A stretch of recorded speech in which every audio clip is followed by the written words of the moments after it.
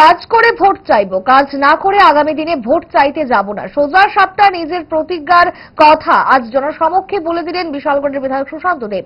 আজ বিশালগড়ের নতুন টাউন হলে আয়োজিত হয়েছিল সংখ্যালঘু মোর্চার একদিনের কর্মী সম্মেলন। এই সম্মেলনে উপস্থিত ছিলেন বিধায়ক সুশান্ত দেব। এলাকায় অনুন্নয়নের ছাপ রেখে গেছে বাম কংগ্রেস।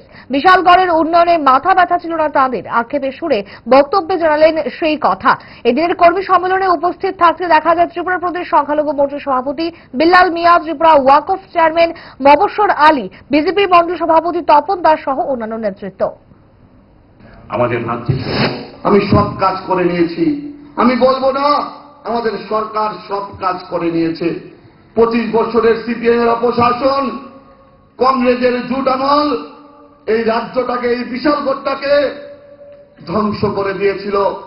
যেখানেই যাবেন অনুন্নয়নের ছোঁয়া দেখতে পেতেন।